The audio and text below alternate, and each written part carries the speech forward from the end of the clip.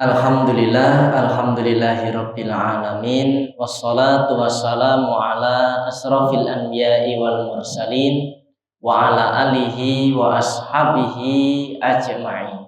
Asyhadu an la ilaha illallah wahdahu la syarikalah wa asyhadu anna Muhammadan abduhu wa rasuluh. Bapak-bapak, ibu-ibu jamaah Masjid Al-Ihsan ingkang dipun rahmati Allah Ta'ala. Sehat nggih Pak Bu? Alhamdulillah. Nek ngaji ngeten iki seneng mboten? Seneng. Alhamdulillah. Nek seneng berarti mengke kondur ayam napa mboten? Ayam. Terus kita ngaji seperti ini, apalagi di masjid, diawali sholat, diakhiri dengan sholat, maka insya Allah hati kita akan tenteram, insya Allah. Bapak-bapak, ibu-ibu, jamaah yang dirahmati Allah, pada malam hari ini temanipun nggih menika tanggung jawab mendidik putra. Terus tanggung jawab mendidik putra. Kula lan panjenengan sedaya kok sajake sampun napa? Senes bocah malih, nggih ta, Pak? Riyen bocahe. Riyen bocah nggih. Sakniki kita mungkin ada yang sudah punya cucu, sudah punya cicit mungkin ya. Artinya ketika kita membahas tanggung jawab mendidik anak ini, kita perlu ngiling-ngiling malih apa yang sudah kita lakukan dulu, kita evaluasi untuk kemudian kita perbaiki untuk masa yang akan datang. Maka bapak-bapak yang dirahmati Allah, terkait dengan urusan anak Bapak Ibu, dan ini urusan yang lain Pak, tapi secara khusus berkaitan dengan anak, maka hal yang paling utama yang perlu kita yakini terlebih dahulu, yang harus kita ilmui terlebih dahulu adalah keyakinan bahwa kita dan anak-anak kita semuanya milik sinten Pak? Milik Allah. Loh, keyakinan ini penting Pak. Terus keyakinan bahwa kita saya, jenengan, orang tua, lalu kemudian anak-anak itu miliknya Allah, itu akan menjadikan kita lapang kalau pasrah kepada Allah. Pasrah kepada Allah, minta kepada Allah, nyuwun tulung kepada Allah. Tetapi kalau kita merasa bahwa anak ini milikku, anak ini wekku, saya ini juga ada di sini karena saya, wah berat Pak Bu. Dadosipun sombong. Maka ketika kita menyadari bahwa anak itu titipan dari Allah, maka urusannya akan kita kembalikan kepada Allah. Berarti yang memudahkan urusan kita sinten? Allah. Engkang jagi anak-anak kita sinten? Allah. Yang melindungi sinten? Allah. Yang ngasih rezeki sinten? Allah. Maka kalau ada orang bertambah anak, takut gak betul Pak? Anaknya kok tambah wakeh kan wedina mboten? Tiyang riyen ciriose putrane kadang-kadang ya, Bu. Pinten Pak? 8. Oh, 8 Bu. Masya Allah, alhamdulillah. Saat ini nek digoleki angel apa? Angel. Wah, angel banget. Jadi orang-orang hari ini nambah luwih saka pinten Pak? Nek saat ini pinten? 2 mawon ngoten ya. Luwih saka 3 niku wedine tenanan Pak. Sekarang zamane lagi zaman ra jelas, zaman edian. Wis opo-opo angel. Engko nek anakmu keh piye lemu wis dadi seakan-akan kita, Pak. Itu seakan-akan yang menjadi penentu itu kita. Padahal anak-anak itu titipan sinten? Allah. Kula wingi wonten ustaz tindak sajadah ibuke putrane rolas, Pak. Bayang ki rolas. Alhamdulillah. Ngapunten, rolas 14 nggih malah. 14 nggih Bu. 14. Dan mantap betul beliau. Beliau mantap betul. Bapakku tidak meninggalkan sedikit pun harta untuk anak-anaknya. Pun dirayu ro ibuke, Bu, anake dibagi. Maksudnya Pak, anake dibagi, kayak warisan nanti Pak. Bocah-bocah gendong golek dhewe katanya.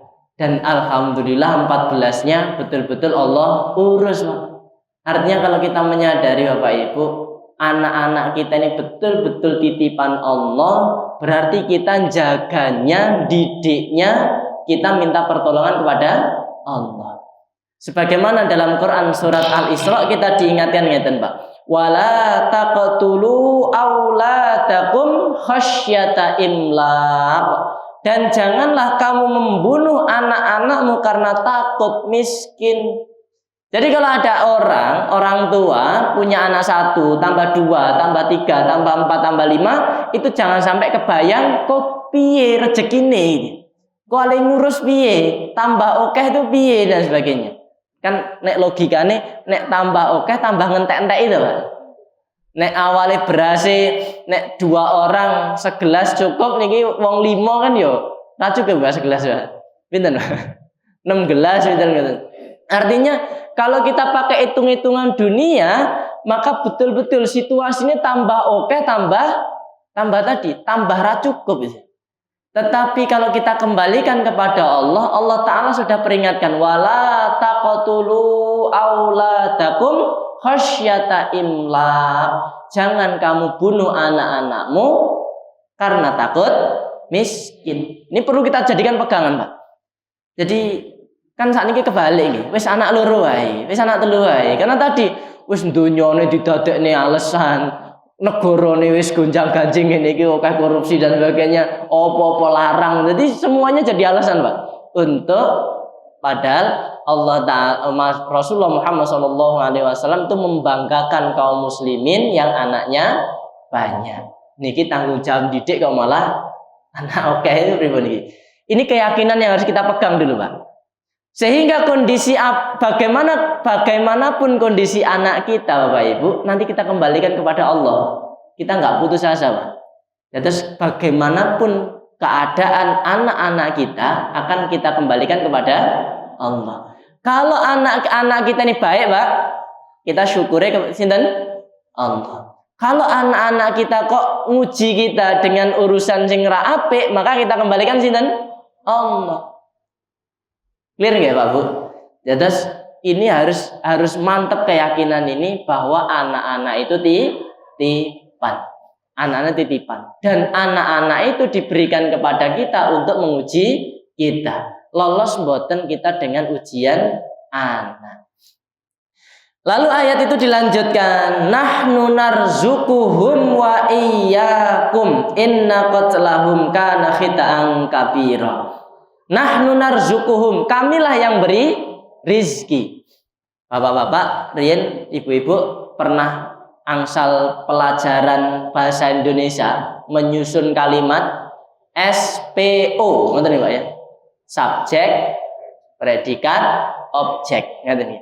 Kalau kita membaca terjemahnya, ini kalau mulai terjemah ya Pak, dan nanti susunan di Quran biasanya fi'il itu kata kerja, kemudian fa'il pelaku, lalu maf'ul. Maf'ul ini berkaitan dengan objeknya. Kita yang terjemah aja Pak, memaknai yang terjemah. Rien kita ketika belajar bahasa Indonesia diajari subjek, predikat, objek. Terus kinten-kinten kalau susunan kalimat yang nggak ngeten iki kinten-kinten rada ruwet ngoten Pak. Jadi rada muter-muter kalimat itu. Nah, sederhana Pak. Bapak tindak pundi? Masjid ngoten iki. Bapak tindak masjid. Misal Ahmad nendang bola kan ngoten. Subjek, predikat, objek. Allah Ta'ala Bapak Ibu mengingatkan kita dengan ayat yang menarik. Nahnu narzukuhum. Kami narzukuhum, yang beri rizki. Kepada siapa? Kepada mereka Pak. Kami memberi rizki. Jadi kalau kita sering ingat-ingat ayat-ayat semacam ini Pak, kita nanti di Quran akan ditemukan dengan ayat-ayat yang subjek, predikat, objek. Subjekipun sinten Pak? Allah, kata kerjanya tadi, apa yang Allah lakukan, dan objeknya itu juga ya tadi, apa yang terkena predikat tadi. Maka kalau kita makan Pak, nyam gitu, ribun kalimatnya Allah memberi makan. Ngerti Pak? Enak banget, Pak, mantep tenan lehmu masak, mboten ngoten. Tapi Allah maringi makanan, apa Allah memberi makan. Ngoten. Maka terkait dengan rizki, Allah memberi rizki. Ini untuk selalu ingat, kita agar selalu ingat Bapak Ibu, bahwa semua tindakan-tindakan kita itu tidak terlepas dari Allah Ta'ala. Allah yang bantu kita, Pak. Allah yang nolong kita. Betul-betul Allah bantu kita, Allah nolong kita. Terus kita ini dimanapun akan gampang syukur, Pak. Jenengan melampah, tek. Kan gampang syukur pripun? Oh, Pak, ngagem SPO. Kita jalan, Allah isnopo kalimatnya memudahkan jalan. Allah mudahkan kita jalan. Allah bantu kita jalan.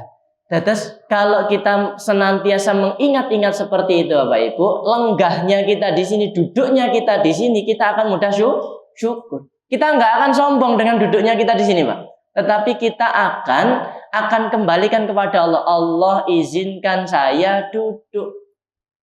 Allah bantu saya bermajelis. Allah mudahkan saya sholat. Ngerti Pak? Allah sebagai subjek, predikatnya, lalu tambahi objek-objeknya kita berarti. Allah mudahkan kita. Napa? Duduk, makan. Sehingga ketika kita membaca Quran surat Quraisy misal, Pak, kita jadi kebayang nanti. Li'ila fi Quraisy ila fihim rihlatash syita'i was-shaif. Terus Allah tunjukkan nih nikmat kepada orang-orang Quraisy berupa dimudahkan urusan dagangnya, Pak. Dalam di musim dingin maupun di musim panas. Lalu kemudian fal ya'budu rabb hadzal bait, maka beribadahlah kepada Rabbnya rumah ini, Pak. Rumah ini berarti Ka'bah. Lalu Allah kenalkan malih siapa pemilik rumah ini. Fal ya'budu rabb hadzal bait. Terus lanjutannya berapa? Alladzi at'amahum min ju', yaitu dialah yang memberi kamu makan di saat kamu lapar. Cobi Pak, jenengan bargajian, barbayaran, terus mergo barbayaran ngejak keluargane teng pundi? Pantai misal ngoten nggih. Biasane sing dahare sedina wis 20.000 30.000 cukup, iki mergo di tempat spesial sak manganan wae 200.000. Kinten-kinten enak mboten? Enak. Gen gampang syukur pripun, Pak? Allazi at'amahum min ju'. Kita ingat-ingat tadi loh, Pak. Allah mudahkan kita makan ini, Pak. Allah mudahkan rizki kita. Sehingga dengan seperti itu Bapak Ibu, kita akan lebih mudah mengingat bahwa semua urusan kita ini ditolong, dibantu, dimudahkan oleh Allah.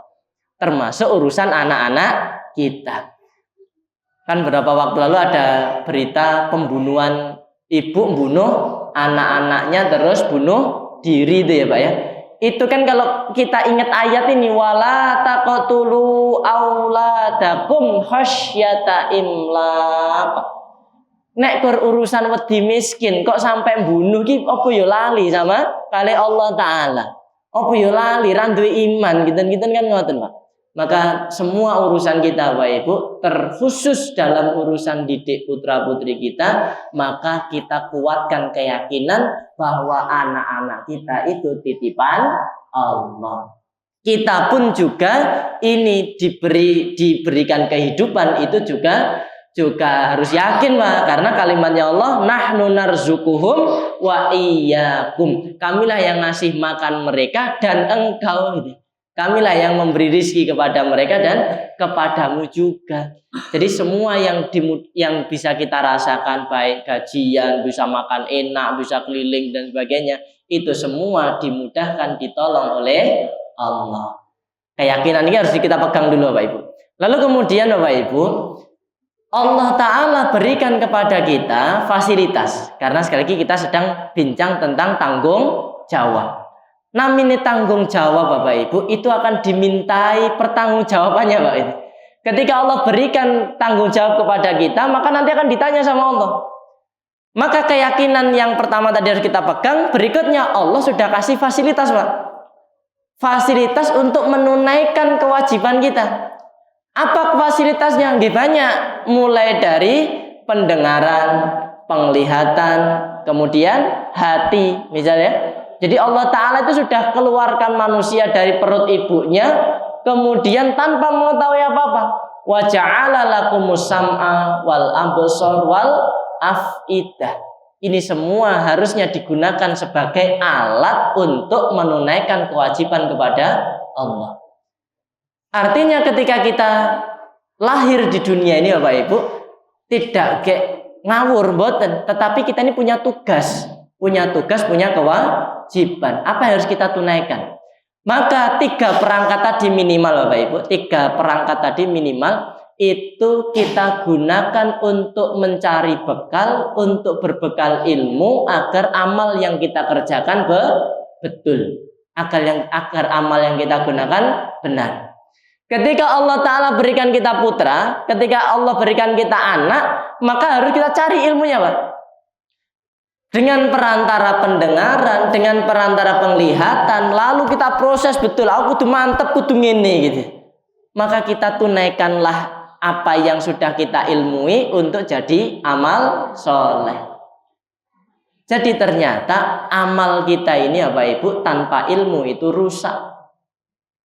Maka dikatakan ilmu qoblal amal. Ilmu qoblal amal. Ilmu itu mendahului amal. Bahkan Bapak Ibu, kalimat tauhid kita itu Bapak Ibu, la ilaha illallah, itu ternyata didahului perintah cari ilmunya Pak. Fa'lam annahu la ilaha illallah. Fa'lam, ilmuilah, ketahuilah bahwasanya tidak ada ilah yang hak untuk disembah kecuali Allah. Bahkan dalam urusan bertauhid kita mengucapkan la ilaha illallah atau syahadat kita asyhadu an la ilaha illallah, itu harus didahului dengan ilmu. Itu harus didahului dengan ilmu. Maka seringkali Bapak Ibu, orang yang Islamnya dari awal itu kalah semangat, kalah amal dengan orang yang masuk Islam akhir-akhir Pak. Kenapa? Karena orang yang masuk Islam dari awal seringkali wis ngerasa aku wis Islam. Sekolah lahir wis Islam dihancan Pak. Kita ini dari lahir sudah dalam keadaan beriman Islam. Tapi seringkali orang yang menjadi mu'alaf sebelumnya mereka kafir lalu kemudian dapat hidayah, itu mereka melakukan proses yang namanya cari ilmunya dulu Pak. Ada keraguan dalam dirinya lalu dicari sama mereka. Mereka harus cari sana sini, masuk agama sini, agama sini. Saya tidak menganjurkan jenengan keliling-keliling agama ini Pak ya. Kita ini sudah Islam harus mantap. Tinggal dibekali dengan ilmu. Ayo kita jalankan agama kita ini dengan ilmu. Makanya fa'lam annahu la ilaha illallah. Ilmuilah bahwasanya tidak ada ilah yang hak untuk kita ibadahi kecuali Allah. Nah, maka Bapak Ibu, perangkat-perangkat yang Allah berikan kepada kita tadi berupa apa? Pendengaran, penglihatan, kemudian hati nurani. Itu harus kita gunakan untuk mencari ilmu, lalu kita gunakan untuk menunaikan kewajiban kita kepada Allah. Yang pertama, dalam urusan anak Bapak Ibu tadi ya, kita harus yakin bahwa anak itu titipan. Yang memudahkan, yang melancarkan urusan, yang memberikan rizki, itu semuanya Allah. Itu keyakinan harus kita pegang. Jadi kita nggak ada rasa takut nanti Pak. Ketika ada kesulitan kita minta kepada Allah. Ada kondisi berat kita minta kepada Allah. Karena Allah pemiliknya. Termasuk kita. Kita ini juga dimiliki oleh Allah Ta'ala. Lalu kemudian yang kedua, ketika kita hidup di dunia Bapak Ibu, kita diberi fasilitas. Yang fasilitas ini harus kita gunakan. Contoh Pak, masjid ini bagian dari mungkin dulu jenengan upayakan dibangun gitu Pak. Tapi ini ujuk-ujuk kosong. Niku wangun mboten Pak? Kan mboten. Dulu mengupayakan untuk dibangun sampai megah dan sebagainya. Ketika sudah jadi kok tidak Dipakai. Maka ketika kita pakai, pertanggungjawabannya lebih enak, Pak. Pertanggungjawabannya lebih enak. Apalagi misal masjid ini ada donaturnya dulu misal gitu ya. Donaturnya wis dari mana gitu langsung bangun, nih tak kasih uang sekian, bangun masjid, brek. Kok setelah jadi kosong masjidnya, Pak? Maka pertanggungjawaban kepada yang beri tadi itu luwih rekoso, Pak. Apalagi mau ditelepon, "Sesuk ya, saya mau kunjungan." Waduh, bingung itu golek jamaah, Pak. Dikumpulin kabeh wong-wong sak RT karena ketakutan.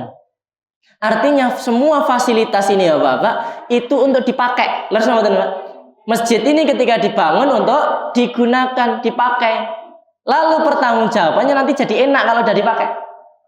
Begitu pula ketika Allah Ta'ala berikan kita hidup, kita juga diberi fasilitas. Fasilitasnya apa? Tadi minimal, Pak. Pendengaran, penglihatan, hati. Yang 3 fungsi ini berkaitan dengan ilmu nantinya, Pak. Dengan ilmu. Sementara amal-amal kita ini semuanya akan berdasar ilmu. Kalau amal-amal kita tanpa ilmu jadinya rusak. Apakah fasilitasnya hanya 3 itu? Mboten. Niki ada tangan, ada kaki, ada kepala, ada mulut. Ini fasilitas juga, Pak. Nah, sekali lagi fasilitas ini untuk apa, Bapak Ibu? Untuk mentaati Allah, untuk menunaikan kewajiban-kewajiban kita kepada Allah. 2 ini dipegang ya, Pak. Terus yang ketiga, Bapak Ibu. Yang ketiga, setiap kita ini Bapak Ibu memiliki hak dan kewajiban. Ketika kita menjadi ibu dan bapak lalu punya anak, maka kita ini punya kewajiban kepada anak serta punya hak atas anak. Ini perlu kita pahami Bapak Ibu. Kewajiban itu tugas kita yang harus ditunaikan, Pak. Hak itu sesuatu yang kita terima. Normalnya kan ngoten. Orang hari ini Bapak Ibu itu seringkali sibuknya dengan haknya, tidak sibuk dengan kewajiban. Suami dan istri itu ada hak, ada kewajiban. Suami punya kewajiban terhadap istri, istri juga punya kewajiban terhadap suami. Suami punya hak atas istri, istri punya hak atas suami.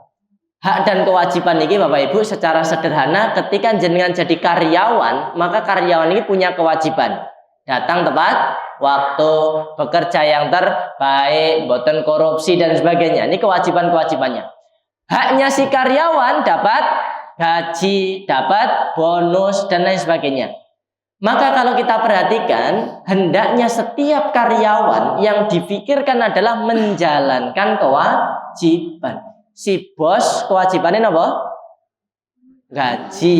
Si bos kewajibannya maringi bonus. Kewajibannya melesir nih, misal itu jadi kewajiban ya. Ngajak melesir dan sebagainya itu kewajiban misal. Nah, maka ketika kita ini orang tua, lalu kemudian anak, kita harus paham situasi hak dan kewajiban itu apa Ibu. Kewajiban kita berarti haknya anak, kewajiban anak berarti haknya kita, Pak. Itu namun bolak-balik ngoten. Berarti kalau orang tua itu menunaikan kewajibannya, apakah sudah pasti dia dapat haknya, Pak? Saya ulang ya. Apakah kalau kita menunaikan kewajiban kita kepada anak, apakah kita akan dapat hak dari anak, Pak? Belum tentu. Tapi kita dapat hak dari Allah tentu betul. Pasti. Selama ikhlas nggih, selama itu ikhlas, betul-betul karena Allah, maka insya Allah kasih. Jadi ketika kita menjalankan kewajiban kita kepada anak, maka hitung-hitungannya kembali kepada yang ngasih tadi loh Pak. Hitung-hitungan kita kepada Allah Ta'ala. Sehingga ketika anak tidak memberikan kewajibannya kepada kita, dan padahal itu hak kita nggak susah Pak. Kita nggak sumpek. Kita nggak akan nuntut. Tetapi kita akan sibuk menunaikan kewajiban kita. Maka yang jadi pertanyaan, apa kewajiban kita? Ku anfusakum wa ahlikum naro. Jadi kewajiban orang tua itu ku anfusakum, jagalah dirimu dan keluargamu dari siksa api neraka. Jadi bapak sama ibu itu sibuknya adalah piye carane jagani anakku, didik anakku agar mereka itu terbebas dari siksa api neraka. Itu hak anak-anak, Pak. Itu hak anak-anak. Lalu kemudian selain itu tadi wala taqtulu auladakum. Kalau urusan rezeki wis pokoknya aja sampai wedi. Itu kewajiban anak. Ngasih makan itu kewajiban orang tua, ngasih nafkah itu kewajiban. Nah, ini harus kita tunaikan, Pak. Seringkali orang tua hari ini ya, Pak Ibu, itu betul, Pak, ditunaikan kewajiban nafkah ini, tapi seringkali kewajiban didik boten gitu. Kewajiban didiknya seringkali terlalaikan. Padahal kewajiban didik ini harus ditunaikan mulai dari anak itu belum muncul. Anaknya belum muncul, wis wajib, sudah ada kewajiban. Contoh, memilih istri yang solehah. Wis kadung ya. Nek wis kadung ya dididik istrinya agar jadi solehah. Tambah seketik ya, Pak. Terus kita ini sebelum punya anak itu oleh Allah Ta'ala sudah diperintahkan pilih bojo sing solehah. Begitu pula yang perempuan, pilih laki-laki yang soleh. Ojo mengangger nyantol terus dijupuk, mboten. Maka dalam memilih saja itu insya Allah akan dibahas, Pak. Itu bagian dari kewajiban orang tua, menyiapkan orang tua yang baik untuk anak-anaknya kelak, Pak. Lalu ketika sudah punya anak sudah di kandungan, ada kewajiban-kewajiban yang harus ditunaikan. Termasuk ketika sudah lahir, dibimbing, dididik, dijagani agar anak-anak ini nggak melenceng. Kalau sudah mulai umur 7 tahun, mulai diajarkan sholat. Sampai 10 tahun dipantau terus, Pak. Kok burung sholat, burung gelem sholat, dipantau lagi sampai dipukul nanti. Lalu dipantau sampai gede, sampai dewasanya harus tetap dididik. Ini kewajiban orang tua, Pak. Ngasih nafkah iya, didik iya. Lalu kemudian kewajiban anak nopo? Kewajiban anak bekti, Pak, yang kita sebut sebagai birrul walidain. Kewajiban anak, jadi birrul walidainnya anak itu sebetulnya hak kita, Pak. Hak kita. Tapi tadi kita kembalikan, ketika kita sudah menunaikan kewajiban, kok anak belum memberikan kebaikannya kepada kita nggak usah susah, Pak. Maksudnya nggak usah susah, bukan disepelekin, mboten. Tapi hitung-hitungannya kita kepada Allah. Ya Allah, titipanmu sudah tak didik, kan? Titipanmu tak beri nafkah yang halal. Titipanmu tak pantau betul, ya Allah, tak arahkan sholatnya dan sebagainya. Kok anak itu belum tampak kewajibannya kepada kita, maka kita tetap sabar, Pak. Sampai siapa duluan nanti yang mati gitu aja. Nah, kalau seperti ini nanti di hadapan Allah, anak-anak kita kok baik, maka insya Allah selamat gitu. Tapi kalau anak-anak kita belum baik, selama kita menunaikan kewajiban kita, maka kita juga selamat. Inilah yang disebut sebagai pertanggungjawaban, Bapak Ibu. Maka ketika kita diberi seorang putra, Bapak Ibu, ini sepertinya putra-putra jenengan ada yang masih kecil, ada yang sudah senior-senior, jangan berhenti didik mereka. Meskipun putrone pun gada bojo pun gada anak, jangan pernah berhenti didik mereka. Ingatkan mereka hal-hal yang belum tepat. Arahkan mereka, ajak mereka untuk senantiasa mengikuti urusan-urusan yang utama dalam Islam ini. Lalu jangan lupa, Pak, doa terus-teruskan, jangan berhenti. Karena putra-putra kita ini titipan Allah. Sehingga ketika kita bertemu Allah Subhanahu wa Ta'ala, kita berharap tanggung jawab kita sudah tuntas. Syukur-syukur anaknya betul-betul jadi anak yang soleh sehingga naikkan derajat kita. Misal pun belum seperti putranya sinten, Pak, Nuh alaihissalam, maka Nuh selamat, Pak, karena dia sudah didik. Anaknya Nuh kan boten purun derek taat, nggak mau taat, malah memilih kekafiran. Tapi Nuh bebas dari siksanya Allah karena dia sudah didik ketika di dunia. Pilihan anak imam sing boten purun taat. Begitu pula Lut alaihissalam ketika didik istrinya boten purun taat. Ya wis gitu. Karena Lut sudah mengupayakan pendidikan yang baik kepada istrinya, kok ternyata istrinya boten purun derek. Nah, inilah yang nanti akan kita pertanggungjawabkan di sisi Allah Ta'ala. Jangan sampai Bapak Ibu nanti di hadapan Allah kita akan mengatakan gini, ya Allah, kembalikan saya ke dunia untuk saya memperbaiki amal. Maka guyonannya para ulama gini, Pak, untuk menanggapi kalimat itu. Bukankah kamu dulu saka kono itu? Bukankah kamu dulu dari sana? Kok saiki njaluk meneh ndono? Fasilitas sudah dikasih, segala kebaikan sudah dikasih, kok tidak dipakai untuk menunaikan kewajiban, malah lalai. Nah, kita berharap Bapak Ibu semoga kita menjadi orang-orang yang dimudahkan untuk menunaikan kewajiban-kewajiban dan ketaatan. Kita, keluarga kita, anak-anak kita diperbaiki oleh Allah, dijaga dalam hidayah, dan kelak kumpul bareng di surganya Allah Subhanahu wa ta'ala. Makaten Bapak Ibu, mungkin yang sudah diniki bermanfaat. Kula cekapi, assalamualaikum warahmatullahi wabarakatuh.